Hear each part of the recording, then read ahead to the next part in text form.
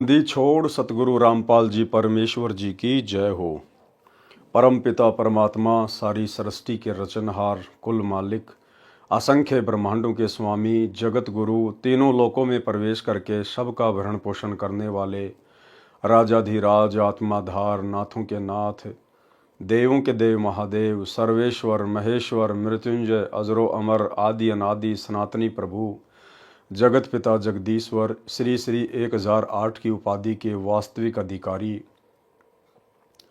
अकाल मूरत शब्द स्वरूपी राम वासुदेव सर्वगतम ब्रह्म परम पूज्य प्रथम पूज्य परम संत परम पुरुष परम धनी परम दयालु सत्य कबीर हक्का कबीर अल्लाहु कबीर अल्लाहु अकबर बाखबर अल्लाह ताला जगत के तारणहार जगत के मुक्तिदाता जगत के जगन्नाथ हारे के सहारे हिंदुओं के राम मुसलमानों के अल्लाह सिखों के वाहिगुरु ईसाइयों के मसीह दया के सागर दयानिधि करुणा के सागर करुणानिधि स्वयंभू परिभू संकट मोचन कष्ट हरण मंगल करण दुख भंजन अविगत कबीर निर्विकार निर्विषम परमात्मा अलय अलेख सतगुरु आदि अनादि सतगुरु असली मर्यादा पुरुषोत्तम असली राम असली कृष्ण असली घनश्याम असली मुरारी राजाओं के राजा महाराजाओं के महाराजा शहंशाहों के शहंशाह सम्राटों के सम्राट भगवानों के भगवान अल्लाहों के अल्लाह प्रभुओं के प्रभु मसीहाओं के मसीह सच्चे वाहिगुरु बाबाओं के बाबा पीरों के पीर सेठों के सेठ जगत सेठ सावड़सा सेठ सर्वगुण संपन्न अनंत कोटि कलाओं के स्वामी अनंत कोटि ब्रह्मांडों के नायक योगियों में महायोगी ध्यानियों में महाध्यानी सिद्धों में परम सिद्ध ज्ञानियों में तत्वज्ञानी ब्रह्म ज्ञानी महाज्ञानी परम ज्ञानी सर्वश्रेष्ठ ज्ञानी विज्ञानी युवा कबीर समरथ कबीर असमवाद अमित ओजा सच्चे रहनुमा करीम अल्लाह सुभान अल्लाह दुनिया के अंतिम पैगंबर 8 सितंबर 1951 से गांव धनाना जिला सोनीपत हरियाणा भारतवर्ष की पावन भूमि पे प्रकट रियल कल की भगवान श्री नारायण साकार हरि श्री बाबा साहेब शब्द स्वरूपी राम संत श्रोमणी सतगुरु रामपाल जी परमेश्वर जी के चरण कमल में साध संगति से जुड़े हुए देश विदेश से हम सभी सत्सेवक भाई बहनों का अनंत कोटि दंडोत प्रणाम। सत्साई भाई और बहनों, दया पूज्य गुरुदेव भगवान की सतगुरु रामपाल जी परमेश्वर जी की सारी सृष्टि के मालिक की जिनके शुभ आशीर्वाद से आप और हम सभी भगत भाई बहन साध संगति से जुड़कर अपने आत्म कल्याण के लिए गुरुदेव के तत्व ज्ञान को आधार बनाकर भक्ति मार्ग पर दृढ़ता के साथ निरंतर आगे बढ़ रहे हैं। भाई और बहनों, पूज्य गुरुदेव जी के विशेष आशीर्वाद से उन्हीं के कर कमल से लिखित पवित्र पुस्तक कबीर सागर के सरलार्थ के ऊपर वीडियो बनाने की श्रृंखला जारी है। इसी श्रृंखला में आज हमारा ये 58 नंबर का वीडियो है। प्रत्येक वीडियो में गुरुदेव के आशीर्वाद से हमें कुछ न कुछ नया सीखने को मिलता है और गुरुदेव भगवान के कर कमल से लिखित होने के कारण इस पवित्र ग्रंथ को मात्र सुनने या पढ़ने से भी हम ढेर सारे पुण्य के भागी बनते हैं। तो कबीर चरित्र बोध के ऊपर वीडियो बनाए जा रहे हैं। इसी श्रृंखला में हम आगे बढ़ते हैं। पेज नंबर है 563 और आज का विषय है 12 पंथों के नाम। थोड़ा थोड़ा जानकारी परमात्मा हल्की हल्की सी जानकारी उपलब्ध करवा रहे हैं।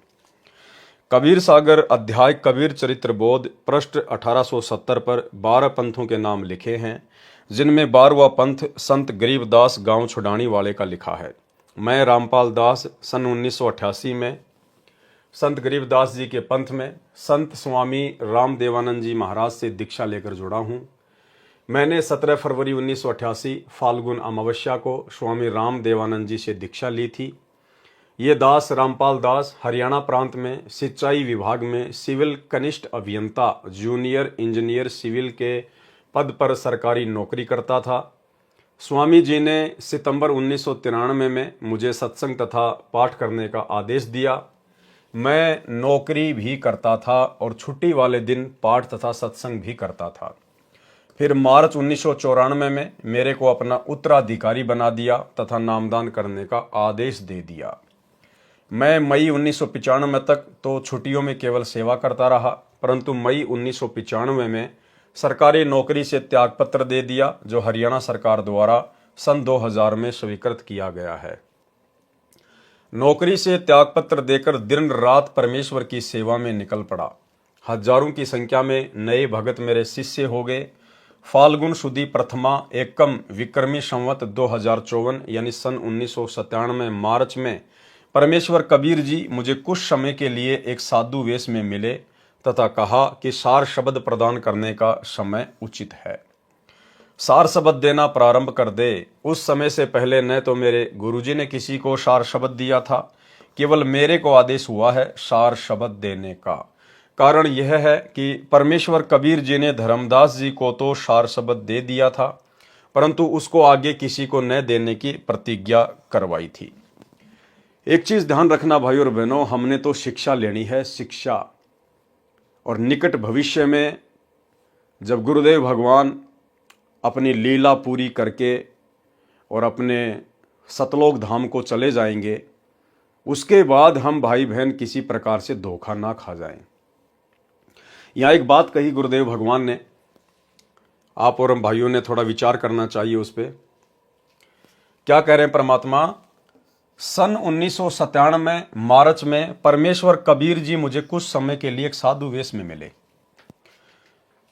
आप और हम साध संगति से जुड़े हुए भाई बहनों को तो ये पक्का विश्वास हो चुका है, मीन में की संशय की कोई गुंजाइश नहीं है कि परमेश्वर अपने आप को छुपाते हुए इस प्रकार की बातें लिख रहे हैं।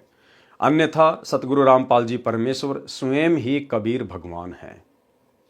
और कबीर भगवान को भला मार्च 1997 में और दूसरा कबीर भगवान आके कौन मिलेगा? तो साथ संगति से जुड़े हुए भाई बहनों का कंसेप्ट तो बिल्कुल क्लियर है परमेश्वर को लेकर। अब एक बात यहां गुरुदेव कह रहे हैं कि मार्च 1997 में जब कबीर परमेश्वर मुझे एक साधु के रूप में मिले तो उन्होंने मुझे सार शब्द को आगे देने का आदेश दे दिया। ध्यान से देखिएगा, सन 1997 मार्च में परमेश्वर कबीर जी मुझे कुछ समय के लिए एक साधु वेश में मिले तथा कहा कि सार शब्द प्रदान करने का समय उचित है और सार शब्द देना प्रारंभ कर दे। लेकिन ये गलती भाई और बहनों, गुरुदेव भगवान के इस पृथ्वी लोक से अपनी लीला पूरी करने के बाद सतलोक जाने के उपरांत आप और हमने बिल्कुल भी नहीं करनी है। हमारे जीवन में आज भी गुरु का सर्वप्रथम महत्व है और गुरुदेव भगवान के सतलोक चले जाने के बाद भी गुरुदेव भगवान का ही प्रथम महत्व रहेगा। यदि सतलोक जाने के बाद हमारी परीक्षार्थ पूज्य गुरुदेव भगवान ने उस दाढ़ी मूछ वाली शकल में, जिसको सतलोक आश्रमों से जुड़ी हुई संगत अपना कबीर भगवान मानती है, यदि दाढ़ी मूछ वाले रूप में हमें दर्शन दिए तो भाई और बहनों, हमने उनकी किसी भी बात को स्वीकार नहीं करना है। यानी इस पृथ्वी लोक से जब गुरुदेव सतलोक चले जाएंगे, पुण्यात्माओं को नाम दीक्षा देकर कि बच्चों अब तुम मर्यादा में रह के भक्ति करना, मैं ऊपर सतलोक में बैठ के सब कुछ देख रहा हूं, तुम मेरे से एक सेकंड के लिए भी ओझल नहीं हो, दूर नहीं हो, और तुम भी इसी प्रकार से अपने गुरु के ऊपर विश्वास रख के कि मेरा गुरु शब्द रूप में पल पल मेरे साथ में है और जब उनकी आवश्यकता पड़ेगी वे किसी भी समय प्रकट हो सकते हैं और मेरी हर क्रिया को वे पल पल देख रहे हैं। इस प्रकार से तुम्हें भक्ति करनी है। तो गुरुदेव के सतलोक जाने के बाद यदि गुरुदेव ने हमारी परीक्षा के लिए कोई अन्य रूप बना लिया, जिसे ये दुनिया कबीर दास के नाम से जानती है, दाढ़ी मूछ वाला रूप, और गुरुदेव यदि हमारे सामने कभी प्रकट होते हैं या शौपन में कभी आते हैं और यदि वे हमें कोई बात कहते हैं, कोई आदेश देते हैं, तो भाई और बहनों, हमने ये गलती नहीं करनी है। हमने केवल उसी रूप वाले आदेश को स्वीकार करना है जो रूप हमारे पूज्य गुरुदेव जी का होगा। उनके अलावा हमने किसी भी रूप वाले आदेश को स्वीकार नहीं करना है, अन्यथा हम उसी समय फेल हो जाएंगे। अब यहां तो सतगुरु रामपाल जी स्वयं परमात्मा है, ये तो भगवान है।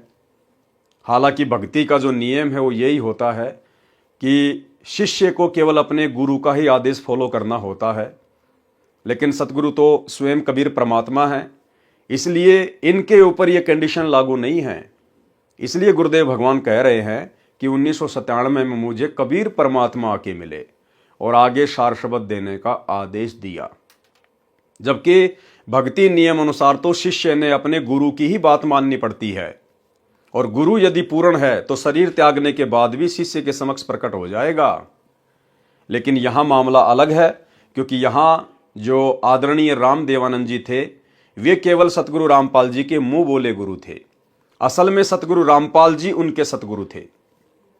और 1997 की बात जो गुरुदेव भगवान कह रहे हैं ये केवल अपने आप को छुपाते हुए, और कबीर सागर में परमात्मा ने 600 साल पहले धर्मदास जी के माध्यम से जो वाणी लिखवाई थी कि जब आवे 5500 पांचा तब ये वचन मेरा होगा साचा, तो उस वाणी को सत्य सिद्ध करने के लिए ये 1997 की घटना का गुरुदेव जिक्र कर रहे हैं। जबकि गुरुदेव भगवान को कोई कबीर परमात्मा किसी भी साधु वेश में आके नहीं मिला, ये स्वयं ही कबीर परमात्मा है। क्योंकि हमारे गुरुदेव यदि कोई बात कहते हैं तो भाई और बहनों गुरुदेव उसके 10-10 प्रमाण सामने रखते हैं। जिस प्रकार ब्रह्मा विष्णु महेश के माता पिता हैं, ब्रह्मा विष्णु महेश नाशवान हैं, ये केवल 3 लोक के भगवान है, इनकी जन्म और मृत्यु होती है, इन सभी बातों के गुरुदेव ने 10-10 प्रमाण दिए।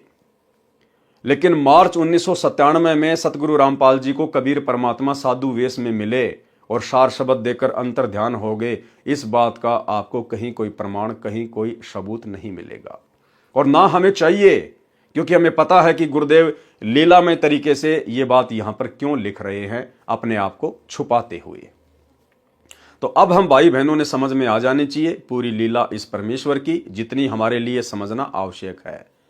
यानी गुरुदेव के सतलोक जाने के बाद या गुरुदेव के धरती पर रहते सहते गुरुदेव के अलावा हमने किसी के भी भक्ति आदेश को स्वीकार नहीं करना है, यदि वो आदेश गुरुदेव भगवान के तत्व ज्ञान से, उनके सत्संगों से मेल नहीं खाता है। तो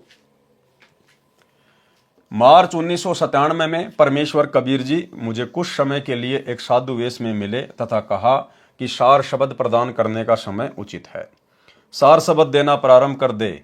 उस समय से पहले न तो मेरे गुरुजी ने किसी को सार शब्द दिया था, क्योंकि गुरुदेव के मुंह बोले गुरुदेव स्वामी राम देवानंद जी के पास में सार शब्द था ही नहीं, तो भला वे देंगे किसको। केवल मेरे को आदेश हुआ है सार शब्द देने का। कारण यह है कि परमेश्वर कबीर जी ने धर्मदास जी को तो सार शब्द दे दिया था, परंतु उसको आगे किसी को न देने की प्रतिज्ञा कराई थी।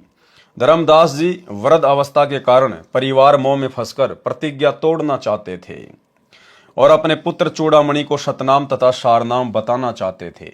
तब परमेश्वर कबीर जी ने कहा कि धर्मदास मेरी योजना का नाश मत कर, तेरे पुत्र को मैं दीक्षा दूंगा, मैं ही इसको गुरुपद प्रदान करूंगा। केवल प्रथम मंत्र जो ब्रह्म गायत्री मंत्र है, उस समय केवल 5 नाम ही दिए जाते थे। वे 5 नाम कमलों में बैठे देवी देवताओं के हैं, जो परमेश्वर कबीर जी ने शब्द कर नैनो दीदार महल में प्यारा है में लिखे हैं, तथा वे ही संत गरीबदास जी ने ब्रह्म वेदी नामक अंग में लिखे हैं। परमेश्वर कबीर जी ने ये ही 5 नाम चूड़ामणि जी को दीक्षा में दिए थे। अब सोचो भाई और बहनों, 650 साल पहले परमात्मा ने जिस आत्मा को गुरु पद दिया, जिस आत्मा को निमित्त बनाया, उसको तो केवल बीच बीच के 5 मंत्र ही दे रहे हैं। प्रथम मंत्र भी पूरा नहीं दिया, ना शतनाम दिया, ना सारनाम दिया। फिर भला धर्मदास जी जो अधिकारी नहीं थे, उनको सार शब्द कैसे दे देंगे, उनको शतनाम कैसे दे देंगे। धर्मदास जी को भी केवल बीच बीच के 5 ही मंत्र मिले थे। लेकिन यहां पर गुरुदेव भगवान ने इन बातों का जिक्र करना अति आवश्यक था, ताकि यह सिद्ध हो सके कि ये कबीर परमात्मा इस नाम दीक्षा के प्रोसीजर को 3 चरणों में पूरा करता है। केवल इस बात को सत्य सिद्ध करने के लिए कबीर सागर में इस प्रकार की बातें लिखी हुई हैं। अन्यथा धर्मदास जी को परमेश्वर जी ने कंप्लीट भक्ति का कोर्स नहीं दिया था, और सार शब्द सार नाम तो उस समय देना ही नहीं था। परमेश्वर ये सार शब्द तो उस आत्मा को देते हैं जो आत्मा स्वयं मिट जाएगी, लेकिन परमेश्वर की मर्यादाओं को खंडित नहीं होने देगी, अपने गुरुदेव के वचन को नहीं तोड़ेगी, वो आत्मा स्वयं टूट जाएगी। जबकि आगे चल के आप देखिएगा धर्मदास जी की क्या हालत हो गई। परिवार मोह में, अपने पुत्र मोह में इस कदर व्याकुल हो गए, परमात्मा के वचन को तोड़ने की सोच बैठे थे। देखिए आगे। तथा वे ही संत गरीबदास जी ने ब्रह्मवेदी नामक अंग में लिखे हैं। परमेश्वर कबीर जी ने यही 5 नाम चूड़ामणि जी को दीक्षा में दिए थे तथा इन्हीं को आगे दीक्षा रूप में देने का आदेश दिया था। चूड़ामणि जी को तो सतनाम जो 2 अक्षर का है, जिसमें एक ओम है तथा एक अन्य मंत्र है, भी नहीं दिया था। यानी चूड़ामणि जी को जो अधिकारी था उसको परमात्मा ने सतनाम भी नहीं दिया था। जब धर्मदास जी अधिक व्याकुल हो गए, कहा कि हे प्रभु, मेरे वंशजों को न तो सतनाम मिला न सार शब्द मिला, इनका कल्याण कैसे होगा? आप तो कह रहे हो कि तेरे 42 वंशों को पार करूंगा। परमेश्वर कबीर जी ने कहा कि जब कलयुग 5505 वर्ष पूरा होगा तब 12वां पंथ चल चुका होगा, जो काल मेरे नाम से चलाएगा। मैं उस 12वें पंथ में चलकर आऊंगा। क्या कह रहे हैं? मैं उस 12वें पंथ में चलकर आऊंगा। और पहले गुरुदेव भगवान जिक्र कर चुके हैं कि ये दास 17 फरवरी 1988 को गरीबदास जी के 12वें पंथ में आदरणीय रामदेवानंद जी से उपदेश प्राप्त करके आ चुका था। तो कबीर कौन हुआ? स्वयं हमारे गुरुदेव भगवान हुए। मैं उस 12वें पंथ में चलकर आऊंगा, तब सर्व सृष्टि दीक्षित होकर भक्ति करके पार होगी, तब तेरे वंशज भी पार होंगे। कबीर परमेश्वर जी ने धर्मदास जी की कमजोरी समझ ली थी। अब बताओ, ऐसी कमजोर आत्मा को जो आगे चलकर अपने गुरु के वचन को तोड़ने जा रही थी, क्या परमात्मा अंतर्यामी नहीं थे? क्या ऐसी आत्मा को परमात्मा वो अनमोल जड़ी बूटी सार शब्द देंगे? कभी नहीं।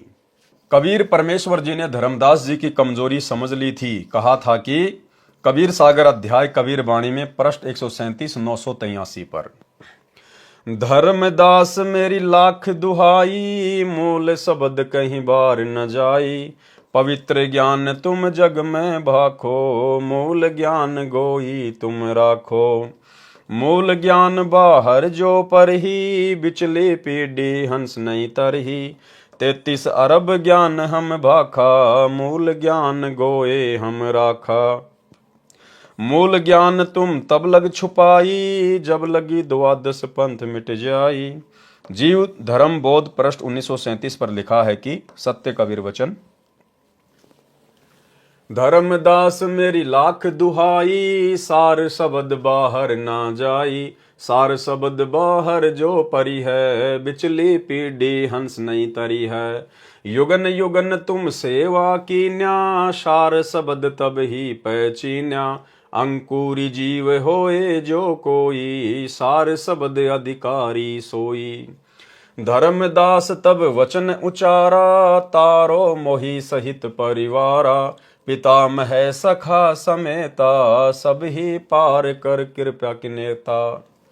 तेई अवसर सतगुरु विशाना, का मांगे कछु मांग न जाना, तारो सकल सृष्टि को भाई, तुम तो आप रे उरझाई। या में नहीं कछु दोष तुम्हारा, काल पुरुष तुमरी मति मारा। परमेश्वर कबीर जी ने धर्मदास जी से कहा था कि यह वास्तविक मूल ज्ञान तथा सार शब्द कहीं बाहर यानी तेरे मेरे से अन्य के पास न जाए।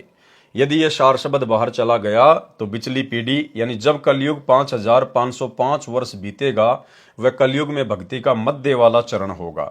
वह बिचली पीढ़ी का समय कहा है कि हंस पार नहीं हो पाएंगे। कबीर परमेश्वर जी ने कबीर सागर में कबीर वाणी पृष्ठ 137 983 पर स्पष्ट किया है कि प्रथम चरण कलयुग निर्याना, तब मगर मांडो मैदाना।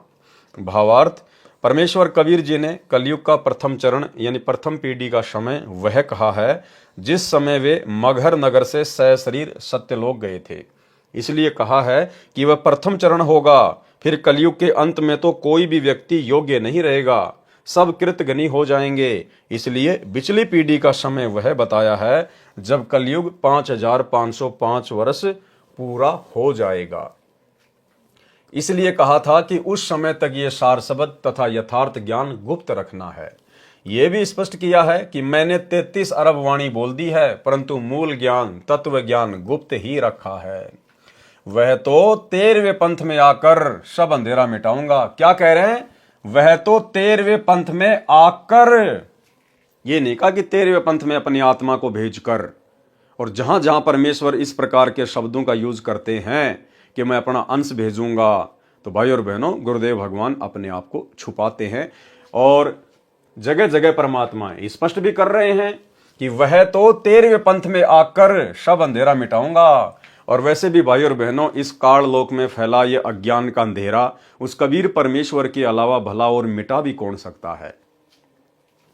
कबीर बानी पृष्ठ 134 980 पर 13 पंथों के गुण बताए हैं। कहा है कि 12वें पंथ होए उजियारा, 13वें पंथ मिटे शकल अंधियारा। यानी 12वां पंथ जो गरीबदास जी का था, उसमें केवल परमेश्वर के ज्ञान का हल्का हल्का उजियारा होगा, संपूर्ण ज्ञान नहीं होगा। और जब 13वां पंथ शुरू हो जाएगा सन 1994 में, उसके बाद 13वें पंथ मिटे शकल अंधियारा, यानी अज्ञान का फिर नामो निशान ही समाप्त हो जाएगा पूरे विश्व से।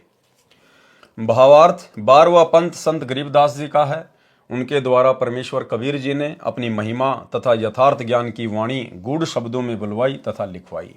अब ये दास रामपाल दास उसी संत गरीबदास जी के पंथ से जुड़ा है। ये 13वां पंथ है।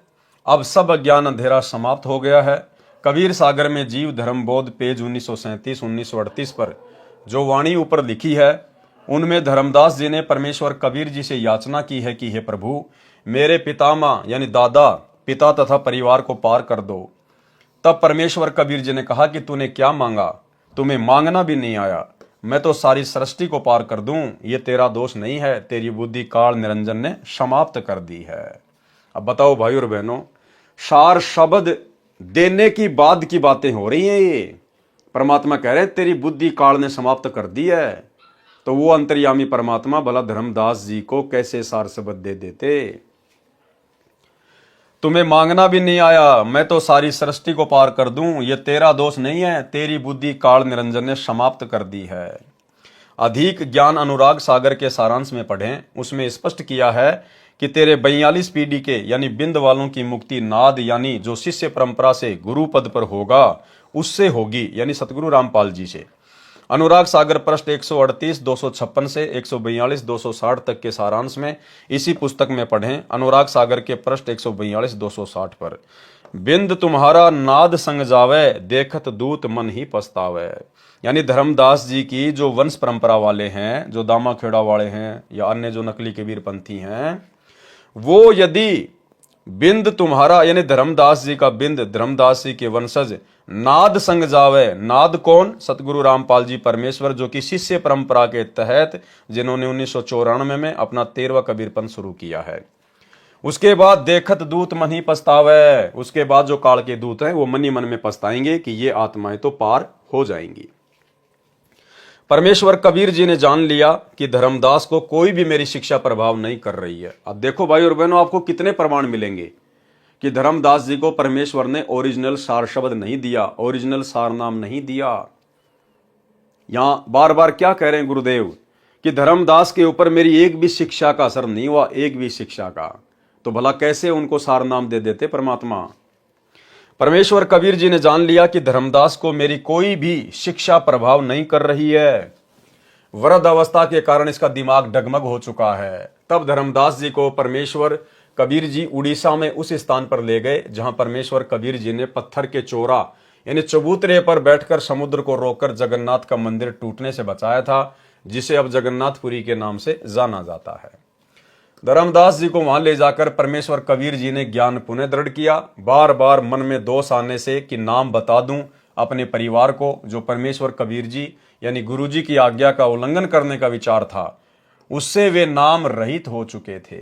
उड़ीसा में धर्मदास जी के पुनः तीनों नाम शुद्ध किए। तब धर्मदास जी सचेत हुए और परमेश्वर कबीर जी से कहा कि हे प्रभु, वृद्ध अवस्था के कारण मेरा मन डगमग हो जाता है, मैं कभी गलती करके ये गुप्त भेद अपने परिवार को बता दूंगा, मुझे सतलोक भेज दो, मैं परिवार मोह में फंसा हूं। अब बताओ, सार शब्द तो परमात्मा उस आत्मा को देते हैं जो परिवार मोह से बिल्कुल बाहर निकल जाता है, जिसकी सुरती सतलोक में लग जाती है, जिसको भक्ति और अपने गुरु के अलावा कुछ भी दिखाई नहीं देता।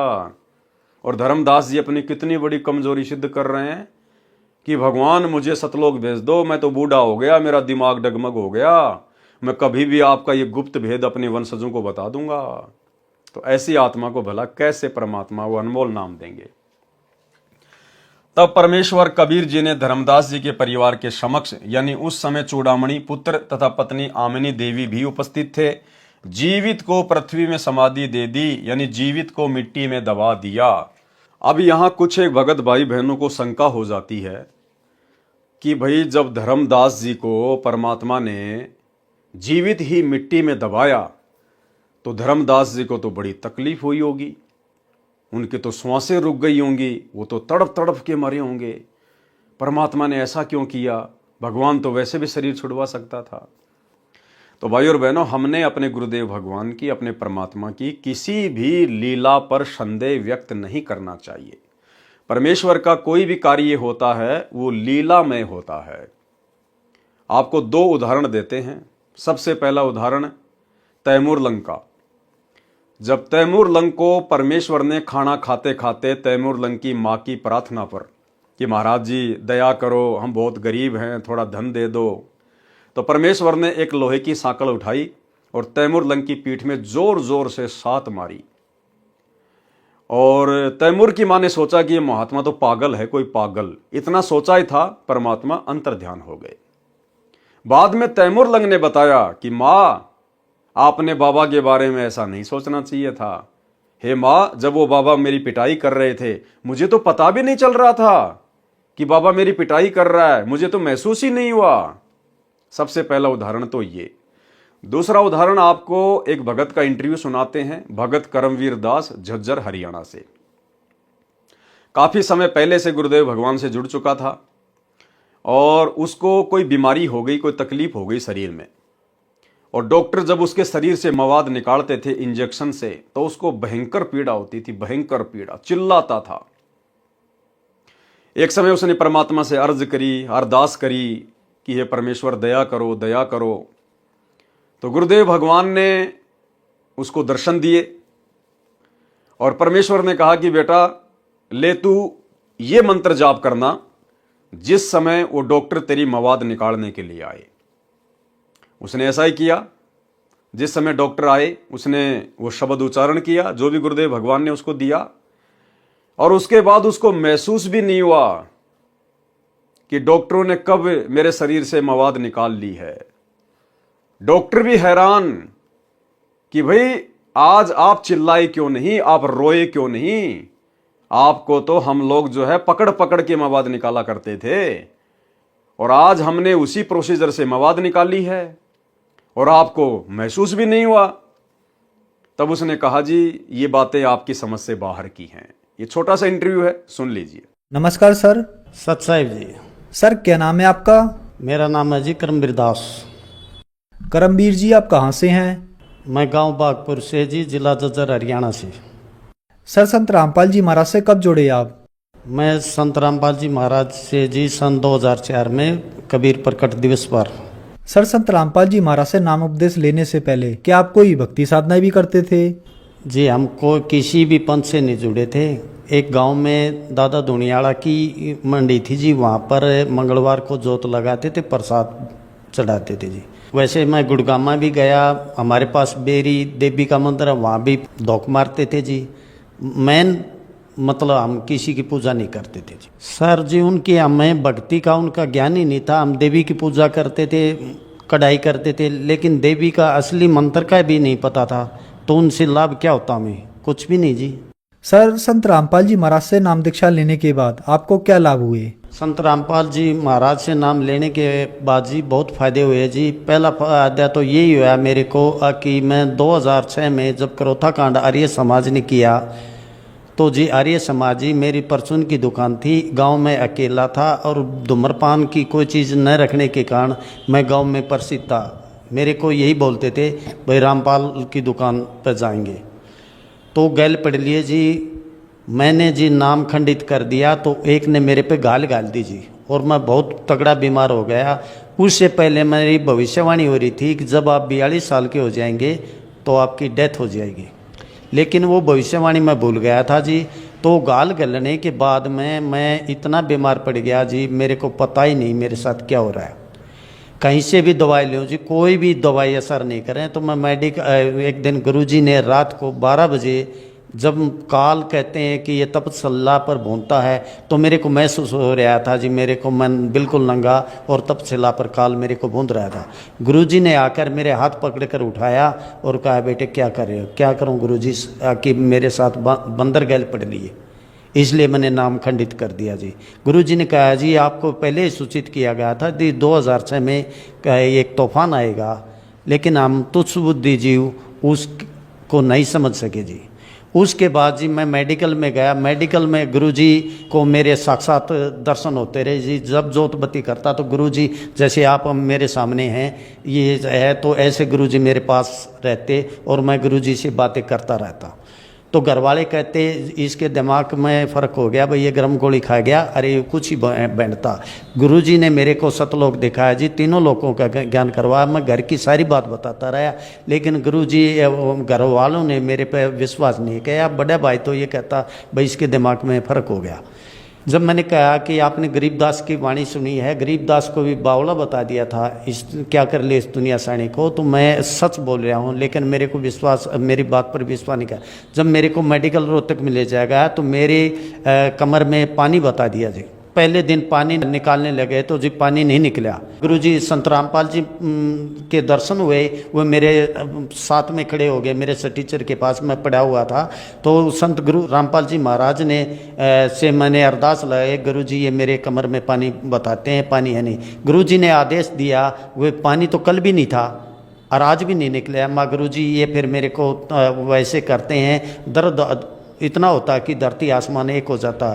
तो संत रामपाल जी महाराज ने मेरे को एक विधि बताई, मैं अपने आपे से, अपने शरीर से बाहर हो गया। अब भाई जब भी ये क्रिया करते हैं, ये अपना काम करते हैं, इनके कार्य में बाधा मत डालो और जो करते हैं कर रहे हैं। जो आपकी बीमारी थी वो मैंने काट दी, अब तो ये अपनी क्रिया करने दो। अगले दिन जी फिर मेरे को पानी की चेकिंग के लिए गए। मैंने डॉक्टर से कहा, माँ डॉक्टर साहब मेरी पर्ची पर लिख दो, मेरी कमरे में पानी नहीं है। डॉक्टर साहब ने भी मना कर दिया, लेकिन ये कहा भाई पानी तो है नहीं, लेकिन आप चेक करवाओगे तो मैं आपको लिखूँगा, वैसे नहीं लिखूँगा। फिर मेरे गुरुजी संत रामपाल जी द्वारा बताई विधि मेरे याद आई। मैंने कहा जी निकाल लो। बेंच पर लेट गया और गुरुजी के ने जो विधि बताई थी संत रामपाल जी महाराज ने, उस विधि का मैंने स्मरण किया।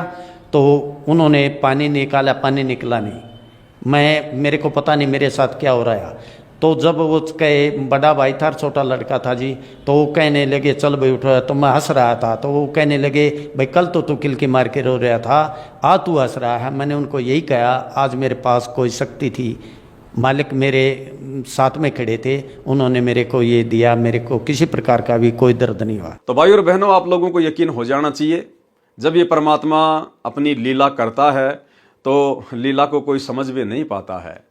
तो हमने अपने गुरुदेव भगवान की किसी भी बात के ऊपर संशय या संदेह व्यक्त नहीं करना चाहिए। परमात्मा जो करते हैं वही करते हैं जो उनको उचित लगता है, तो हमने कोई संदेह नहीं करना चाहिए। पुण्यात्माओं, विचार करो, सतनाम तथा सार शब्द सुरक्षित रखने के लिए अपनी प्यारी आत्मा धर्मदास जी को भी जीवित पृथ्वी में दबा दिया, तो वे मंत्र कितने महत्वपूर्ण हैं।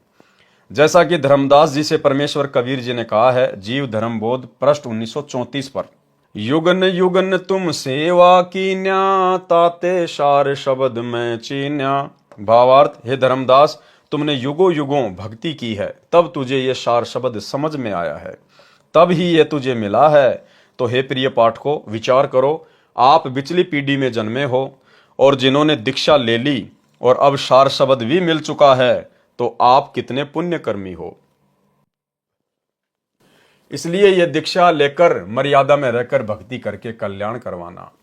संत गरीबदास जी ने कहा है कि ये संसार समझदा नाही, कहंदा शाम दोपहरे नू, गरीबदास ये वक्त जात है, रो गए इस पैरे नू। कबीर चरित्र बोध पृष्ठ 1870 पर 12 पंथों के नाम लिखे हैं। नंबर 1, नारायण दास का पंथ। वास्तव में यह चूड़ामणि वाला पंथ है जो धर्मदास के वंश द्वारा दामाखेड़ा में चलाया जा रहा है। पूरा विवरण इसी पुस्तक में कबीर बाणी के पृष्ठ 134 980 से 137 983 तक के सारांश में पढ़ें, जिस पर पहले वीडियो बन चुका है।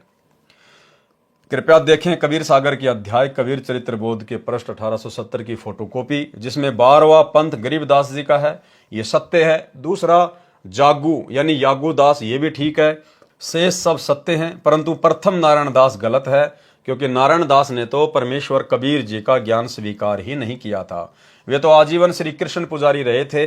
आज भी बांधवगढ़ में श्री कृष्ण जी का मंदिर विद्यमान है। ये उसकी फोटोकॉपी है जो गुरुदेव भगवान ने यहाँ पर लगाई है। कबीर चरित्र बोध पृष्ठ 1871 पर महाप्रलय का वर्णन गलत है। यथार्थ वर्णन इसी पुस्तक में पृष्ठ 71 से 77 तक पढ़ें, जिसके ऊपर पहले वीडियो बन चुके हैं। कबीर चरित्र बोध पृष्ठ 1874 से 1876 तक कबीर जी का सत्यलोक गमन का वर्णन है। ये बहुत ठीक है। यथार्थ जानकारी कृपया आगे पढ़ें। कबीर चरित्र बोध पृष्ठ 1876 पर लिखा है कि कबीर जी का आदि में यानी पहले कोई शरीर नहीं था तथा न अंत में मगर में कोई शरीर था। वह तेज पुंज का प्राकाट्य था। लेखक का भावार्थ है कि कबीर जी निराकार हैं।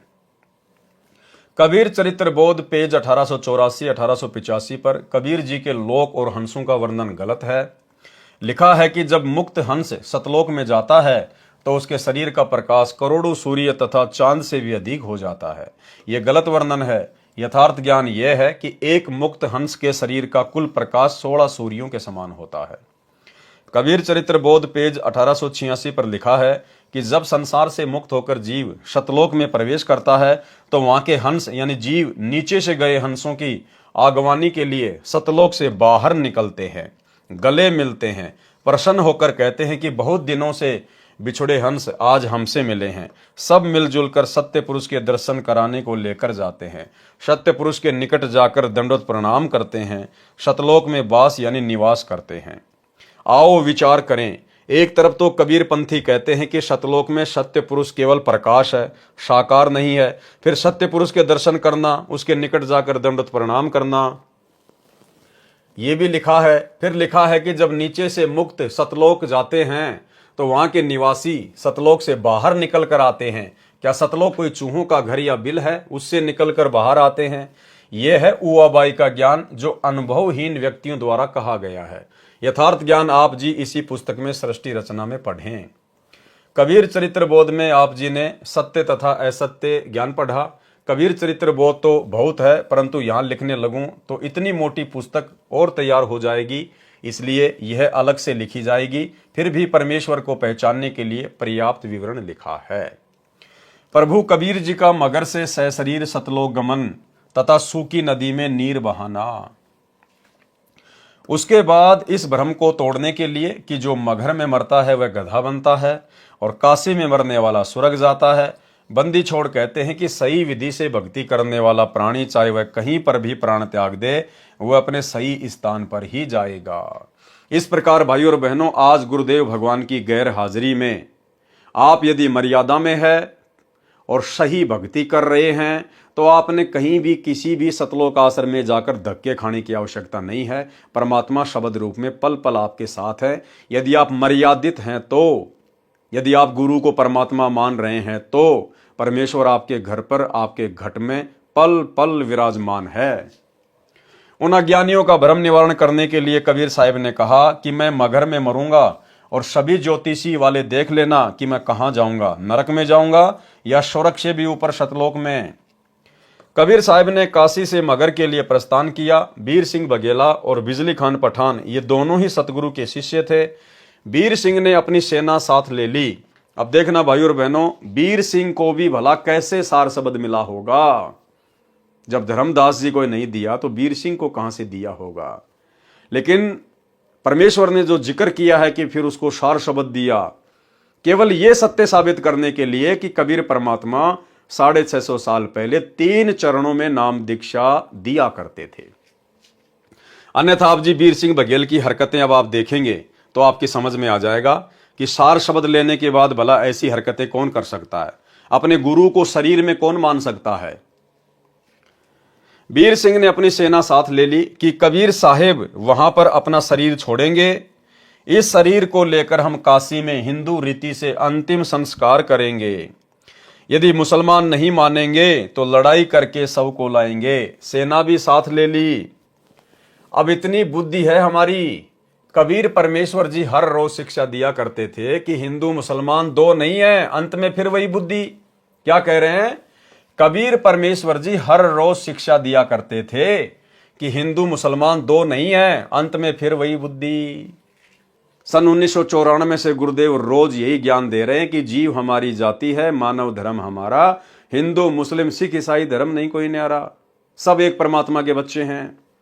उसके बावजूद भी सतलोक आश्रम मैनेजमेंट हरियाणा की वही कुबुद्धि।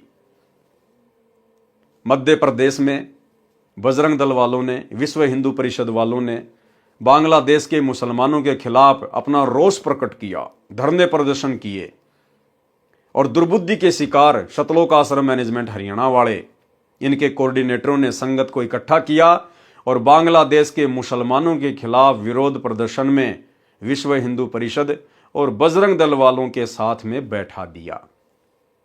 ये लोग आज भी नहीं समझ पा रहे कि मुसलमान कौन है, हिंदू कौन है और हम कौन हैं। तो भाई और बहनों, सतगुरु के ज्ञान का 1% भी असर वर्तमान में ना तो सतगुरु के कलयुगी परिवार को है और ना इन कोऑर्डिनेटरों को है। कबीर परमेश्वर जी हर रोज शिक्षा दिया करते कि हिंदू मुसलमान दो नहीं है, अंत में फिर वही बुद्धि। उधर से बिजली खान पठान को पता चला कि कबीर साहब यहां पर आ रहे हैं। बिजली खान पठान ने सतगुरु तथा सर्व आने वाले भक्तों तथा दर्शकों की खाने तथा पीने की सारी व्यवस्था की और कहा कि सेना तुम भी तैयार कर लो, हम अपने पीर कबीर साहिब का यहाँ पर मुसलमान विधि से अंतिम संस्कार करेंगे। कबीर साहिब के मगर पहुंचने के बाद बिजली खान ने कहा कि महाराज जी स्नान करो। कबीर साहिब ने कहा कि बहते पानी में स्नान करूंगा। बिजली खान ने कहा कि सतगुरुदेव यहाँ पर साथ में एक आमी नदी है, वह भगवान शिव के श्राप से सूखी पड़ी है, उसमें पानी नहीं है।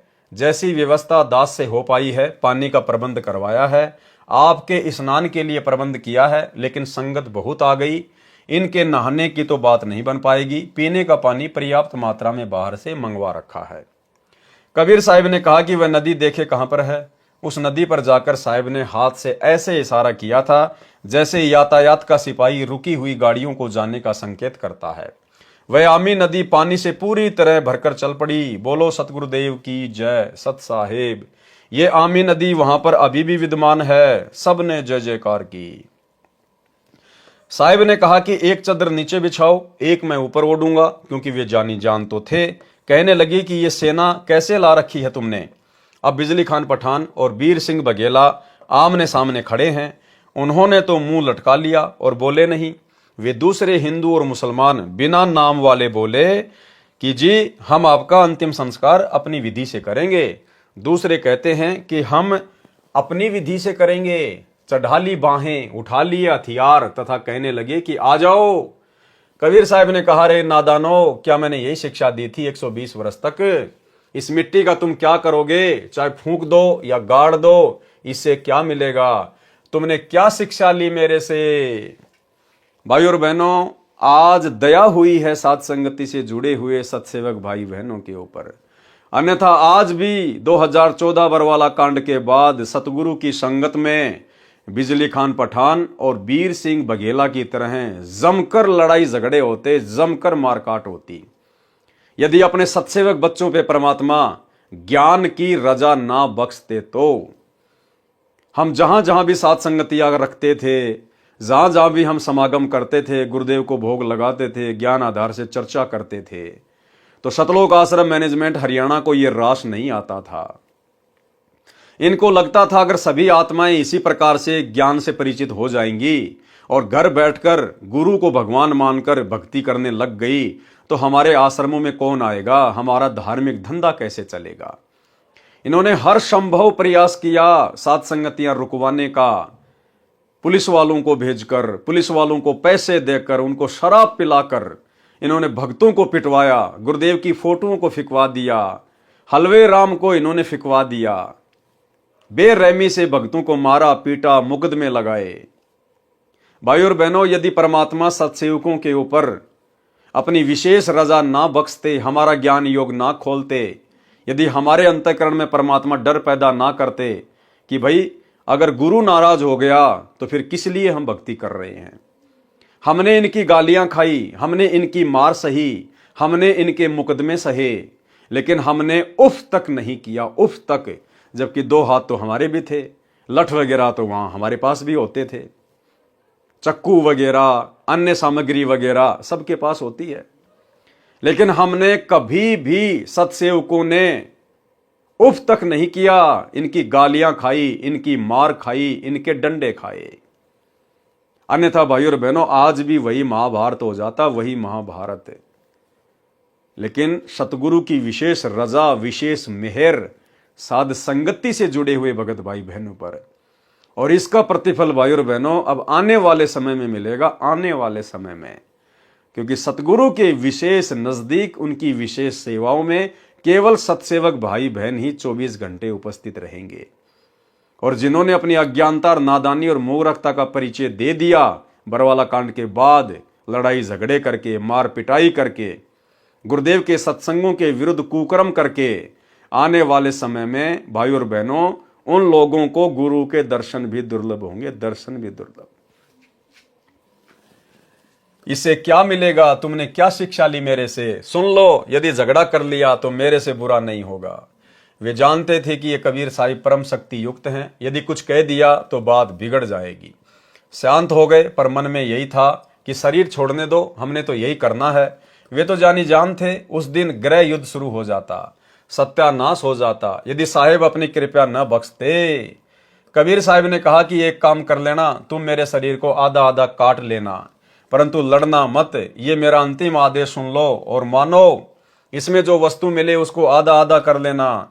महीना माघ शुक्ल पक्ष तिथि एकादशी विक्रमी संवत 1575 1575 सन 1518 को कबीर साहिब ने एक चदर नीचे बिछाई और एक ऊपर ओढ़ ली। कुछ फूल कबीर साहिब के नीचे वाली चदर पर 2 इंच मोटाई में बिछा दिए।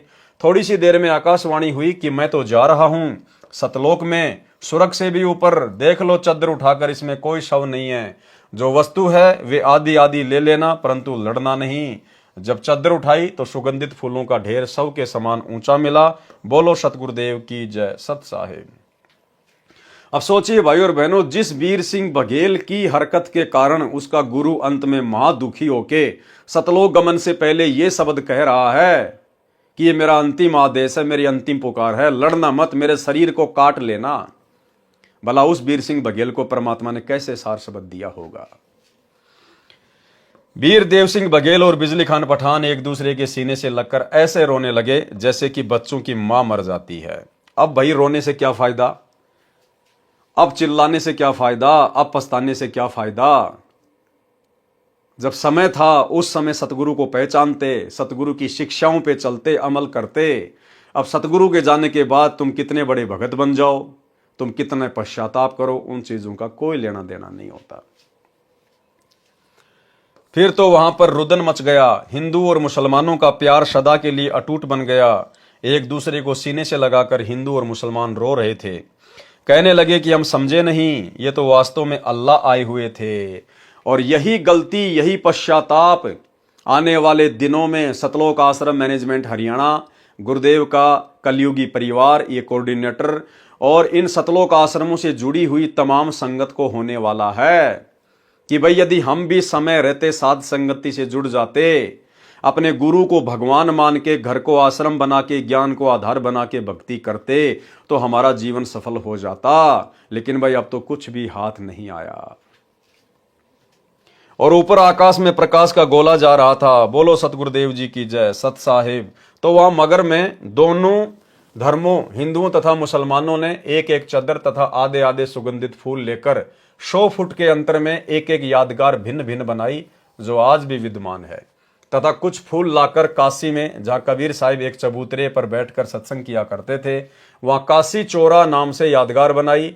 अब वहां पर बहुत बड़ा आश्रम बना हुआ है। मगर में दोनों यादगारों के बीच में एक सांझला द्वार भी है। आपस में कोई भेदभाव नहीं है। ये उसके चित्र हैं।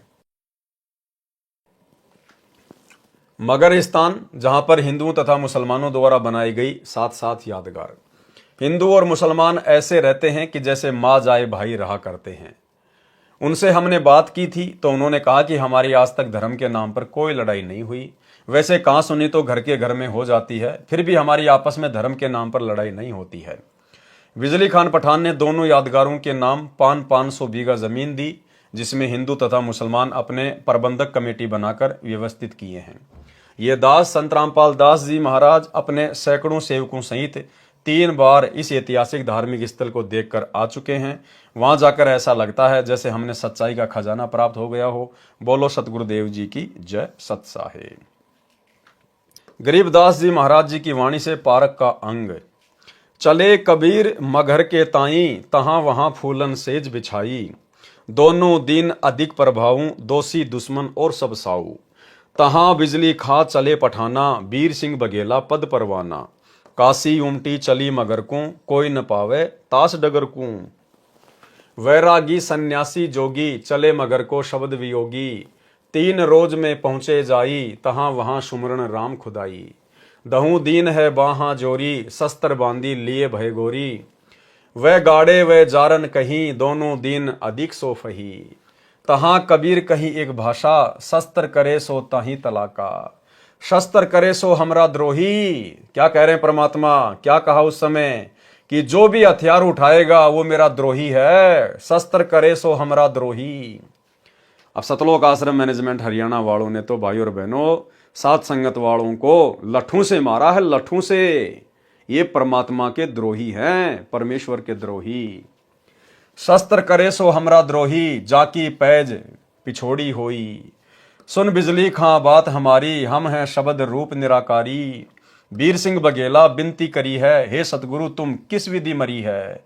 अब बताओ, वीर सिंह बघेला कह रहा कि भगवान आप कैसे मरोगे, किस प्रकार से मरोगे, शरीर छोड़ोगे या सह शरीर जाओगे? बताओ कैसे उसको सार शब्द मिला होगा। वीर सिंह बघेला विनती करी है, हे सतगुरु तुम किस विधि मरी है। तावा चादर फूल बिछाए, सीजा छाड़ी पद ही समाये। 2 चादर दहु दीन उठावे, ताके मध्य कबीर न पावे। तहां वहां अविगत फूल सुवासी, मगर घोर और चोरा काशी। अविगत रूप अलख निर्वाणी, तहां वहां नीर छीर दिया छानी। दोहा, शंख जुगन जुग जगत में पद परवानी है न्यार। गरीब दास कबीर हुरी, अविगत अधरी आधार। बंदी छोड़ गरीबदास जी महाराज जी की वाणी से सदग्रंथ प्रश्न नंबर 781 782। कीन्या मगर पियाना सतगुरु, कीन्या मगर पियाना सतगुरु, कीन्या मगर पियाना हो। दोनों दीन चले संग जाके, हिंदू मुसलमाना हो। दोनों दीन चले संग जाके, हिंदू मुसलमाना हो।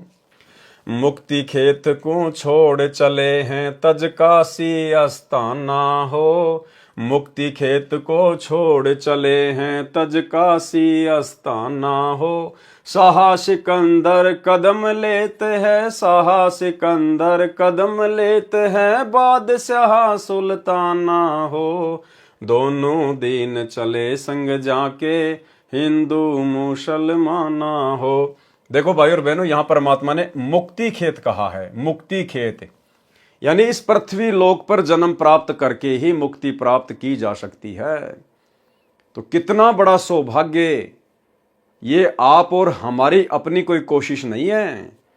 गुरुदेव भगवान हमें इस 21 ब्रह्मांड के असंख्य छोटे छोटे ब्रह्मांडों से निकाल निकाल के और इस पृथ्वी लोक पर मनुष्य शरीर में, स्त्री या पुरुष के शरीर में और इस कलयुग की पिछली पीढ़ी में लेके आए हैं। अन्यथा भाई और बहनों, मोक्ष के तो केवल सपने ले सकते हैं। इस पृथ्वी लोक पर मनुष्य शरीर प्राप्त किए बिना और इस पूर्ण सतगुरु की शरण में आए बिना, और वो भी एक कलयुग की पिछली पीढ़ी, मोक्ष संभव नहीं। तो ये सारा का सारा जुगाड़ गुरुदेव भगवान ने स्वयं जोड़ा है, इसलिए हमने इसको सीरियस लेना है। 4 वेद के वक्ता संग है, खोजी बड़े बयाना हो। 4 वेद के वक्ता संग हैं, खोजी बड़े बयाना हो। सालिग्राम सूरत से सेवै, सालिग्राम सूरत से सेवै, ज्ञान समुंदर दाना हो। दोनों दिन चले संग जाके, हिंदू मुसलमाना हो। सट दर्शन जाके संग चाले, गावत वाणी नाना हो। सट दर्शन जाके संग चाले, गावत वाणी नाना हो। अपना अपना इष्ट संभाले, अपना अपना इष्ट संभाले, बाचे पोथी पाना हो। दोनों दिन चले संग जाके, हिंदू मुसलमाना हो। चादर फूल बिछाए, सतगुरु देखे सकल जिहाना हो। चादर फूल बिछाए, सतगुरु देखे सकल जिहाना हो। चार दाग से रहत जुले दी, चार दाग से रहत जुले दी, अविगत अलख अमाना हो। दोनों दिन चले संग जाके, हिंदू मुसलमाना हो। वीर सिंह बघेला कर विनती, बिजली खान पठाना हो। वीर सिंह बघेला कर विनती, बिजली खान पठाना हो। दो चादर बख्शीस करी है, दो चादर बख्शीस करी है, दीन्यायो परवाना हो। दोनों दिन चले संग जाके, हिंदू मुसलमाना हो। नूर नूर निर्गुण पद मेला, देख भय हैराना हो। नूर नूर निर्गुण पद मेला, देख भय हैराना हो। पद ल्यो लीन भय अविनाशी, पद ल्यो लीन भय अविनाशी, पाए पिंड ना प्राणा हो। दोनों दिन चले संग जाके, हिंदू मुसलमाना हो। शब्द स्वरूप साहेब सरबंगी, शब्दें शब्द समाना हो। शब्द स्वरूप साहेब सरबंगी, शब्दें शब्द समाना हो। दास गरीब कबीर अरस में, दास गरीब कबीर अरस में, फर्क ध्वजा निशाना हो। दोनों दिन चले संग जाके, हिंदू मुसलमाना हो। जब कबीर साहेब सतलोक जा रहे थे, उस समय आदि माया प्रकृति ने फिर जाल बिछाया। एक सुंदर स्त्री अप्सरा का रूप बनाकर कबीर साहेब को भोग विलास के लिए प्रेरित करती है। ये शिक्षा है भाई और बहनों, आप और हमारे लिए। जिस प्रकार हमारा यहां से शरीर छूटेगा और जब हम सूक्ष्म शरीर में ऊपर की यात्रा करेंगे त्रिकुटी के लिए, तो इसी प्रकार से भाई और बहनों आप और हमारे साथ भी छल बल किए जाएंगे 72 करोड़ अप्सराओं के द्वारा। अन्य जो युवा युवा सुंदर सुंदर जो काल के दूत होंगे, जो पुरुष होंगे, उनके द्वारा माता बहनों को अपने षड्यंत्र में फंसाने के लिए। और जैसी हमारी सोच भोग विलास को लेकर, गंदे कर्मों को लेकर, जैसी हमारी सोच इस पृथ्वी लोक पर स्थूल शरीर में रहेगी, ज्यों की त्यों सूक्ष्म शरीर में विद्यमान रहेगी। और जिसके सूक्ष्म शरीर में वो सोच विद्यमान होगी, वो भाई और बहनों 101% इस काल के षड्यंत्र में फंसेगा। इसलिए परमेश्वर अपनी वाणियों में कहते हैं कि भग भोग्या भग उपजय, और भग से बचा न कोई, और जो कोई भग से बचे भगत कहावे सोई। यानी जिस दिन आप इस भोग विलास वाले कर्म से दूर होंगे, उस दिन तो आपकी भक्ति शुरू होगी। आप वास्तव में एक भगत की कैटेगरी में समझे जाएंगे। तो ये आप और हम भगत भाई बहनों के लिए शिक्षा है। और देखो कितनी बड़ी रजा कर दी गुरुदेव भगवान ने साध संगति से जुड़ी हुई आत्माओं के ऊपर। इसलिए दास बार बार कहता है कि जो साध संगति है वो पूर्ण मोक्ष प्राप्ति के लिए सतगुरु रामपाल जी भगवान का ट्रेनिंग सेंटर है। यदि आप सतलोक के लिए एक नेक हंस बन सकते हैं तो साध संगति से जुड़कर ही बन सकते हैं, दूसरा कोई तरीका नहीं है। और गुरुदेव भगवान के विशेष आशीर्वाद से, उनकी रजा के बिना तो यह संभव ही नहीं है कि युवा युवा अवस्था में 25-25, 30-30 वर्ष की उम्र में सतसेवक भाई बहन आपस में जो पहले पति पत्नी के रिश्ते में थे, अब भाई बहन के रिश्ते में कन्वर्ट हो चुके हैं। कुछ एक आत्माओं को तो ये ज्ञान यहां तक समझ में आ गया, उनको तो इतना भय पैदा हो गया है कि भाई अगर गुरुदेव भगवान के हिसार जेल से बाहर आने से पहले पहले विशेषकर यदि सत्सेवकों ने इस कुक्रम से दूरी नहीं बनाई तो क्या पता भाई हमारा नंबर पड़े या ना पड़े। और उन्होंने ज्ञान को आधार बनाकर आपस में सलाह मशवरा करके सहमति करके दोनों ने, भगत और भगतमती ने, कि भाई भाड़ में जाए, ठीक है, शादी का हमारा संस्कार था वो पूरा हो गया है, दोनों मिलके अपनी भक्ति करेंगे। ना जाने ये कर्म भोग विलास वाले हम कितने असंख्य जन्मों से करते हुए आ रहे हैं। आज हमारे नाम के कितने गांव बसे होंगे, हमें क्या मिला, हमें क्या प्राप्त हुआ सिवाय लक 84 के। तो ये शरीर तो हमने अपने गुरुदेव के चरणों में समर्पित करना पड़ेगा। कोटि शीश तूने दे दिए यम राजा की फेट, एक शीश दे के देख ले सतगुरु अपने की भेंट। तो उन भाई बहनों ने तो, जिनके संतान भी नहीं है, उन्होंने भी भाई बहन के रिश्ते कायम कर लिए कि भैया मुक्ति चाहिए, मोक्ष चाहिए। ये कुकर्म करते तो असंख्य जन्म बीत गए। और यदि भाई और बहनों हमारी यही भावना यहां पर बनी रही तो जैसे ही हमारा शरीर छूटेगा तो सूक्ष्म शरीर में वही भावना रहेगी और काल हमें झपलेगा, क्योंकि ये तो हमें महसूस होगा ही नहीं कि हम त्रिकुटी की यात्रा पे जा रहे हैं। महसूस यही होगा कि हम तो किसी समागम में जा रहे हैं, सत्संग में जा रहे हैं, पता ही नहीं चलेगा। और वो हरकतें कर बैठेंगे, मन में वो दोष पैदा कर बैठेंगे। तो गुरुदेव भगवान अपने ऊपर लेकर आप और हमें समझा रहे हैं कि जब मैं मगहर से ऊपर जाने लगा, एक आम संत का रूप बनाकर, वो माया, वो दुर्गा मुझे पहचान नहीं पाई, मुझे जान नहीं पाई, और मेरे ऊपर डोरे डालने के लिए, मुझे अपने साथ में भोग विलास के लिए प्रेरित करने के लिए एक सुंदर स्त्री का रूप बनाकर, जिसको देखते आदमी पागल हो जाए, ऐसा रूप बना के मेरे सामने आई। गुरुदेव समझाना चाह रहे हैं कि तुम्हारे साथ भी यही होगा। इसलिए अपनी उस गंदी सोच को, उस गंदे कर्म को इस पृथ्वी पर, इस स्थूल शरीर में ज्ञान को आधार बना के त्याग दो। जब कबीर साहिब सतलोक जा रहे थे, उस समय आदि माया प्रकृति ने फिर जाल बिछाया। एक सुंदर स्त्री अप्सरा का रूप बनाकर कबीर साहिब को भोग विलास के लिए प्रेरित करती है। शब्द बंदी छोड़ गरीबदास जी महाराज जी की वाणी से, सदग्रंथ साहिब पेज नंबर 782। देखा मगर जहूरा सतगुरु, देखा मगर जहूरा सतगुरु, देखा मगर जहूरा हो। काशी में कीर्ति कर चाले, झिलमिल देही नूरा हो। काशी में कीर्ति कर चाले, झिलमिल देही नूरा हो। माया आदि अरस से उतरी बनी अप्सरा हूरा हो। माया आदि अरस से उतरी बनी अप्सरा हूरा हो। हम तो बरे कबीर पुरुष को, हम तो बरे कबीर पुरुष को, तू है दुल्ला पूरा हो। काशी में कीर्ति कर चाले, झिलमिल देही नूरा हो। माया कहे कबीर पुरुष से, देखो बदन जहूरा हो। माया कहे कबीर पुरुष से, देखो बदन जहूरा हो।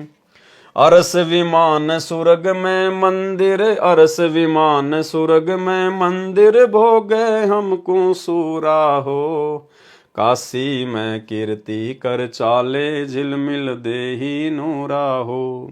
वो माया, वो दुर्गा अपने बाप के सामने आके खड़ी होगी, लेकिन पहचान नहीं पाई, और कहा कि देखो मेरा शरीर कैसे झिलमिल कर रहा है, देखो बदन जहूरा हो। अर्धनग्न होके खड़ी हो गई और कह रही है मैं तुम्हें अरस विमान दूंगी, मैं तुम्हें स्वर्ग में स्थान दूंगी, आप मेरे साथ में भोग विलास कीजिएगा। कहें कबीर सुनोरी माया, कुटिल नजर तुम घूरा हो। कि मेरे को ऐसे कुटिल नजरों से क्यों घूर रही है।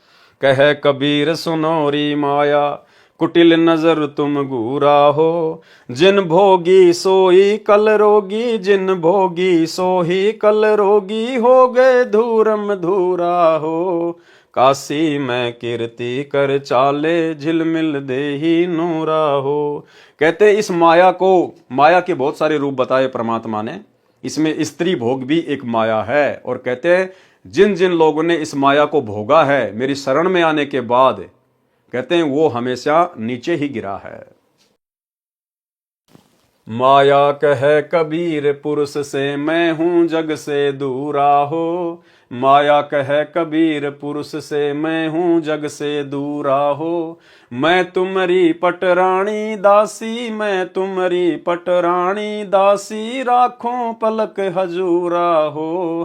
काशी में कीर्ति कर चाले, झिलमिल देही नूरा हो। कहें कबीर सुनोरी माया, तुम हो लड्डू बूरा हो। कहें कबीर सुनोरी माया, तुम हो लड्डू बूरा हो। जो तुझे खावे सो बह जावे, जो तुझे खावे सो बह जावे, तास अकल के कूरा हो। यानी वो भगत जो मेरी शरण में आने के बाद भी तेरे चक्कर में पड़ा रहता है, कहते हैं वो तो बुद्धि से भ्रष्ट है। जो तुझे खावे सो बह जावे, जो तुझे खावे सो बह जावे, तास अकल के कूरा हो। काशी में कीर्ति कर चाले, झिलमिल देही नूरा हो। श्वेत मुकुट जहां श्वेत छतर है, बाजै अनहद तूरा हो। श्वेत मुकुट जहां श्वेत छतर है, बाजै अनहद तूरा हो। दास गरीब कहे सुनि माया, दास गरीब कहे सुनि माया, हमसे रहियो दूरा हो। काशी में कीर्ति कर चाले, झिलमिल नेही दूरा हो। कबीर सागर सरलार्थ वाणी। माया सतगुरु से अटकी, माया सतगुरु से अटकी। फिर ये दुर्गा कबीर परमात्मा सतगुरु रामपाल जी भगवान के साथ में वाद विवाद करने लगी। जब देखा कि ये सीधे तरीके से मेरे जाल में नहीं फंस रहा है, फिर वाद विवाद करने लगी। माया सतगुरु से अटकी, माया सतगुरु से अटकी, जोगनी हमरे क्यों भटकी, जोगनी हमरे क्यों भटकी। कि मेरे रास्ते में क्यों आ रही है, मैं तो भगत हूं परमात्मा का, मुझे तो मोक्ष प्राप्त करना है, मैं इस माया वाया के चक्कर में पड़ने वाला नहीं हूं। यानी आप और हमारी भी सोच यही होनी चाहिए। यदि हमारे सामने भी जब हम त्रिकुटी की यात्रा करेंगे और अगर इस प्रकार की परिस्थितियां पैदा हो गई तो, लेकिन उस समय हम सामना जब करेंगे जब हम धरती पर वर्तमान में भक्ति करते करते इतनी दृढ़ता अपने अंदर पैदा करेंगे। हम तो भगली गर जोगी, हम तो भगली गर जोगी, हम ना माया के भोगी, हम ना माया के भोगी। अब जो वर्तमान में ही कार कोठी बनाने में, अपने बच्चों को बड़े बड़े इंजीनियर डॉक्टर बनाने में जो भगत लगे हुए हैं, बड़ी बड़ी स्कूलों में बड़ी बड़ी कोचिंग में पढ़ा रहे हैं, प्लाट पे प्लाट लेके पटके हुए हैं, वो भला फिर वहां कैसे बचेंगे। तो क्या कहा परमात्मा ने, हम नहीं माया के भोगी, हम नहीं माया के भोगी। तो मैं झगड़ा है भारी, तो मैं झगड़ा है भारी, मारे बड़ छतर धारी, मारे बड़ छतर धारी। सेवा कर सुमन की, सेवा कर सुमन की, हमको लागत है फीकी, हमको लागत है फीकी। यानी दुर्गा ने परमात्मा को बहुत सारे लोभ दिए और जो है प्रलोभ दिए, लेकिन परमात्मा ने कहा कि मेरे लिए तो सब फीके हैं, मेरी सुरती तो सतलोक में है। हमको लागत है फीकी, हमको लागत है फीकी। हमरी सार नहीं जानी, हमरी सार नहीं जानी, अरे तुत गाल दई घाणी, अरे तुत गाल दई घाणी। यानी दुर्गा ने उद्मस्त उतार दिया, हर प्रकार से हर चाल चली अपनी परमात्मा को फंसाने के लिए। चलती फिरती क्यों नाही तू, चलती फिरती क्यों नाही, हम रहते अवगत पद माही, हम रहते अवगत पद माही। हम रहते अवगत पद माही यानी हमारा ध्यान उस अविगत पद में है, हमारी सुरती सतलोक में है। हम यहाँ के किसी भी भोग के इच्छुक नहीं है। इंद्रदा राज कागदा विष्टा ना भोगा इंद्राणी नु। हमारे असली ज्ञान का भाई और बहनों उस समय पता चलेगा जब हम त्रिकुटी की यात्रा करेंगे, जब हमारे सामने रखे जाएंगे लोभ वो परलोभ। अरे तू गैली है गोली, अरे तू गैली है गोली, कि तू तो महानीच है, दाग लगावेगी चोली, दाग लगावेगी चोली। कि मेरी भक्ति को बर्बाद करेगी, तू मेरे ऊपर दाग लगाएगी, मेरे परमात्मा का नाम खंड करवाएगी। मेरा अंजन है नूरी, मेरा अंजन है नूरी, अंदर में कह कस्तूरी, अंदर में कह कस्तूरी, यानी अपनी विशेषता बता रही है कि मैं तेरे को कितना आनंद दूंगी। तुम किसी राजा पे जाओ, तुम किसी राजा पे जाओ, परमात्मा कह रहे हैं जो तुझे भोगने का इच्छुक है ना, ऐसे राजा महाराजाओं के पास जाओ, हम तो भगत हैं, हम इस चक्कर में नहीं पड़ने वाले, ये सब कुछ छोड़ छाड़ के तो हम आए हैं। हमारे गुरुदेव ने हमारे को यही तो ज्ञान दिया था कि हमने किसी भी प्रकार से माया के चक्कर में नहीं पड़ना, और ये माया तो सतलोक में बच्चों तुम्हारे चरणों की दासी है। चार मुक्ति जहां चंपी करती माया होरी दासी, ये ब्रह्मा विष्णु महेश के पास में जो चार मुक्ति है, अर्थ धर्म काम मोक्ष, इनकी तरफ तो हम सतलोक में नजर उठा के भी नहीं देखेंगे, इतने सुख है वहां। जैसे किसी के घर में स्कॉर्पियो गाड़ी खड़ी है, वो साइकिल की तरफ देखता भी नहीं है। तो सतलोक जाने के बाद 21 ब्रह्मांड के सुख तो ऐसे हैं जिसके घर में स्कॉर्पियो के सामने साइकिल खड़ी हो।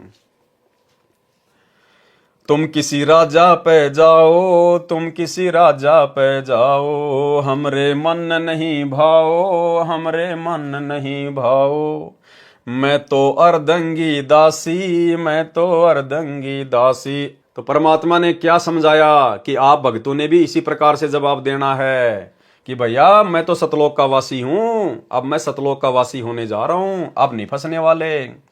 हम हैं अनहदपुर वासी, हम हैं अनहदपुर वासी, हमरा अनहद में डेरा, हमरा अनहद में डेरा, अंत ना पावेगी मेरा, अंत ना पावेगी मेरा, हम तो आदि जुगादनी जी, हम तो आदि जुगादनी जी, अरे तुझे माता कहूं अकधी, अरे तुझे माता कहूं अकधी, अब मैं देऊंगी गारी, अब मैं देऊंगी गारी। फिर दुर्गा नाराज हो गई जब देखा ना कि कोई दाव नहीं चल रहा, फिर वो डराने लगी, अब मैं देऊंगी गाड़ी, अब मैं देऊंगी गाड़ी, हम तो जोगी ब्रह्मचारी, हम तो जोगी ब्रह्मचारी, कि भैया हम तो सतगुरु के हंस हैं, सतगुरु के भक्त हैं, हमारे ऊपर गाली गलौज का कोई असर नहीं पड़ता है। आसन बांधूंगी जिंदा, आसन बांधूंगी जिंदा, गल में डारूंगी फंदा, गल में डारूंगी फंदा, आसन मुक्तारी माई, आसन मुक्तारी माई, तीनों लोक ना अंघाई, तीनों लोक ना अंघाई, हमरे द्वारे क्यों रोवो, हमरे द्वारे क्यों रोवो, किसी राजा राणे कूंजो, किसी राजा राणे कूंजो, कि मेरे पास में तेरी पार नहीं बसाएगी, तू ऐसों के पास जा जहां पर तेरी दाल गले। हमरे भांग नहीं भूनी, हमरे भांग नहीं भूनी, परमात्मा बोले हम ऐसे नहीं हैं जो किसी नशे वशे में आके भांग वांग पी के हैं, या किसी इच्छा के वशीभूत होके हम तेरे चक्कर में आ जाएंगे। हमरे भांग नहीं भूनी, हमरे भांग नहीं भूनी, माया शीस कूट रोणी, माया शीस कूट रोणी। फिर अंत में सिर पीट के दुर्गा भाग गई वहां से कि भैया ये तो कोई तगड़े संत की शरण में है, ये तेरे जाल में फंसने वाला नहीं है।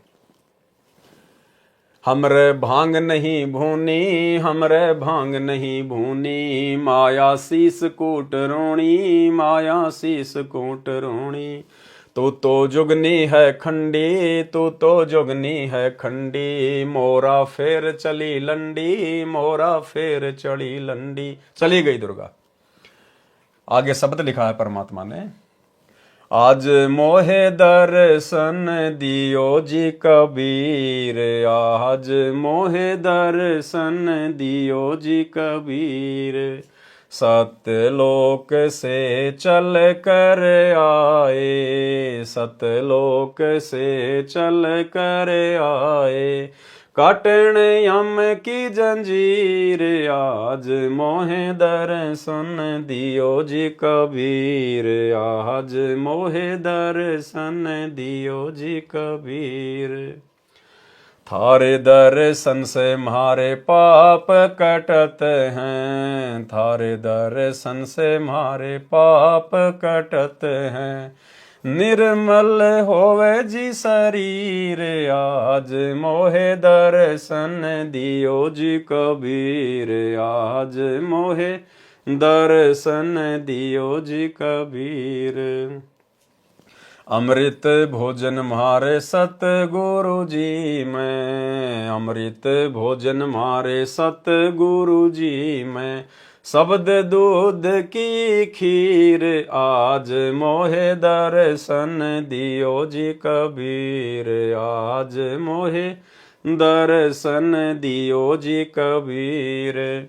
हिंदू के तुम देव कहाए, हिंदू के तुम देव कहाए, मुसलमान के पीर आज मोहे दर्शन दियो जी कबीर, आज मोहे दर्शन दियो जी कबीर। दोनों दिन का झगड़ा छिड़ गया, दोनों दिन का झगड़ा छिड़ गया, टोए न पाए शरीर आज मोहे दर्शन दियो जी कबीर, आज मोहे दर्शन दियो जी कबीर। धर्मदास की अर्ज गुशाई, धर्मदास की अर्ज गुशाई, खेवा लगाइयो पर तीर आज मोहे दर्शन दियो जी कबीर, आज मोहे दर्शन दियो जी कबीर। मलुकदास जी को परमेश्वर कबीर जी संत रूप में मिले थे। उनको सत्यलोक ले जाकर वापस छोड़ा था, अपनी महिमा से परिचित करवाया। उसके पश्चात संत मलुकदास जी ने कबीर जी की महिमा का गुणगान किया। अगम निगम बोध के पृष्ठ 45 1735 पर मलुकदास जी का शब्द है।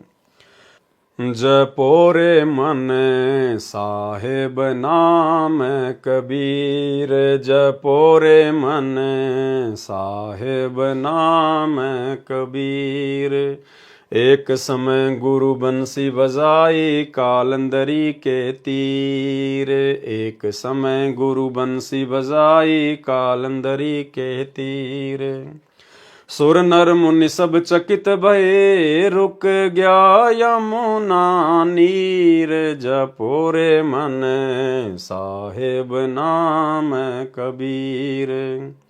काशी तज गुरु मगहर आए दो दिन के पीर, काशी तज गुरु मगहर आए दोनों दिन के पीर, कोई गाड़े कोई अग्नि जलावे, कोई गाड़े कोई अग्नि जलावे, नेक न धरते धीर, जपोरे मन साहेब नाम कबीर, जपोरे मन साहेब नाम कबीर।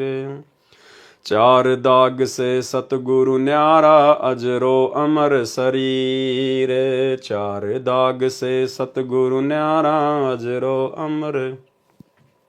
जगन्नाथ का मंदिर बचाया, जगन्नाथ का मंदिर बचाया, ऐसे गहर गंभीर, जपोरे मन साहिब नाम कबीर, जपोरे मन साहिब नाम कबीर। दास मलुक सलूक कहता है, खोजो कसम कबीर। संत दादू दास जी को कबीर जी ने शरण में लिया। श्री दादू जी को 7 वर्ष की आयु में जिंदा बाबा के स्वरूप में परमेश्वर जी मिले थे। उस समय कई अन्य हम उम्र बच्चे भी खेल रहे थे। परमेश्वर कबीर जी ने अपने कमंडल से कुछ जल पान के पत्ते को कटोरे की तरह बनाकर पिलाया तथा प्रथम नाम देकर सतलोक ले गए। दादू जी 3 दिन रात अचेत यानी कोमा में रहे, फिर सचेत हुए तथा कबीर जी का गुणगान किया। जो बच्चे श्री दादू जी के साथ खेल रहे थे उन्होंने गांव में आकर बताया कि एक बूढ़ा बाबा आया था, उसने जादू जंत्र का जल दादू को पिलाया था, परंतु दादू जी ने बताया था कि जिन मोकू निज नाम दिया सोए सतगुरु हमारे, दादू दूसरा कोई नहीं कबीर सिरजनहार। दादू नाम कबीर की जय कोई लेवे ओट, ताको कबू लागे नहीं काल बजर की चोट। केरी नाम कबीर है विषम काल गजराज, दादू भजन परताप से भागै सुनत आवाज। अब हो तेरी सब मिटे जन्म मरण की पीर, श्वास उसास सुमर ले दादू नाम कबीर। स्पष्टीकरण, संत मलुकदास जी तथा संत दादू दास जी को परमेश्वर संत गरीबदास जी की तरह सतलोक जाने के पश्चात मिले थे। ये प्रकरण कबीर सागर में नहीं था, बाद में लिखा गया है। अगम निगम बोध पेज 44 1734 पर नानक जी का शब्द है, वाह वाह कबीर गुरु पूरा है, वाह वाह कबीर गुरु पूरा है। पूरे गुरु की मैं बलि जाऊं, पूरे गुरु की मैं बलि जाऊं, जाका सकल जहूरा है, वाह वाह कबीर गुरु पूरा है, वाह वाह कबीर गुरु पूरा है। अधर दुलूचे पड़े गुरुवन के, अधुर दुलूचे पड़े गुरुवन के, शिव ब्रह्मा जासूरा है, वाह वाह कबीर गुरु पूरा है, वाह वाह कबीर गुरु पूरा है। श्वेत ध्वजा फरकत गुरुवन की, श्वेत ध्वजा फरकत गुरुवन की, बाजत अनहद तूरा है, वाह वाह कबीर गुरु पूरा है, वाह वाह कबीर गुरु पूरा है। पूर्ण कबीर सकल घट दरस, पूर्ण कबीर सकल घट दरस, हरदम हाल हजूरा है, वाह वाह कबीर गुरु पूरा है, वाह वाह कबीर गुरु पूरा है। नाम कबीर जप बड़े भागी, नाम कबीर जप बड़े भागी, नानक चरण को धूरा है, वाह वाह कबीर गुरु पूरा है, वाह वाह कबीर गुरु पूरा है। अगम निगम बोध पेज 46 पर प्रमाण दिया है कि महादेव जी के पूज्य इष्ट देव कबीर परमेश्वर जी हैं। ये बोध सागर से उसकी फोटोकॉपी है, जो कि ये बनावटी है। ये जो संस्कृत है ये किसी कबीर पंथी ने अपनी तरफ से बना के लिखी हुई है। ये फोटोकॉपी कबीर सागर के अध्याय अगम निगम बोध के पेज 46 की है। इसमें किसी अन्य ने यह महादेव पार्वती का प्रकरण लिखा है। यह शुद्ध संस्कृत नहीं है। फिर भी सच्चाई यह है कि पार्वती ने पूछा कि आप जिस कबीर की महिमा बताते हो वह कौन है। श्री शिव जी ने गोल मोल उत्तर दिया, कैसे कर्ता वैसे ब्रह्म तथा रैसे सब में रमणे के कारण परमात्मा कबीर कहलाता है। वास्तव में परमेश्वर कबीर जी तीनों देवताओं श्री ब्रह्मा जी, श्री विष्णु जी तथा श्री शिव जी को उनके लोकों में जाकर मिले थे, उनको शिष्य बनाया था। संत गरीबदास जी ने इसको बहुत अच्छा सत्य वर्णन किया है। वह इस प्रकार है, आदि अंत हमरे नाही, नई मध्य मिलावा मूल, ब्रह्मा ज्ञान सुनाइया धरी पिंडा अस्तूल। श्वेत भूमि को हम गए जहां विष्णु विशंबर नाथ, हरियम हीरा नाम दे अष्ट कमल दल स्वात। हम बैरागी ब्रह्म पद सन्यासी महादेव, सोहम नाम दिया शंकर को करे हमारी सेव। आप जी ने पढ़ा कि शिव जी ने कबीर जी को अपना प्रभु माना है। उपरोक्त वर्णन में परमेश्वर कबीर जी ने काल ब्रह्म तथा उसके पुत्रों की पूजा का ज्ञान तथा लाभ हानि बताई। परमेश्वर जी ने स्पष्ट किया है कि कबीर तीन देव की जो करते भक्ति उनकी कबूना होवे मुक्ति। ब्रह्मा विष्णु महेश माया और धर्मराया कहिए, इन पांचों मिल प्रपंच बनाया, वाणी हमरी लइए। कबीर सागर के अध्याय कबीर चरित्र बोध का सारांश संपूर्ण हुआ। सत साहेब। तो भाइयों और बहनों, आज के वीडियो में केवल इतना ही। पूज्य गुरुदेव भगवान के आशीर्वाद से कल रात्रि 8 बजे फिर से एक नए वीडियो में एक विशेष जानकारी के साथ परमात्मा की बहुत ही मार्मिक वाणियां आदि ग्रंथ से, सदग्रंथ साहिब से परमेश्वर की वाणियों को हम पढ़ेंगे। अति आनंद आएगा क्योंकि ये स्वयं सिद्ध वाणियां हैं। तो कल रात्रि 8 बजे सभी भाई बहन फिर से लाइव जुड़िए दास के Facebook page Pawan Das is live के ऊपर। तब तक गुरुदेव भगवान हम सबको आज्ञा दें, इजाजत दें, आशीर्वाद दें। बंदी छोड़ सतगुरु रामपाल जी भगवान की जय हो।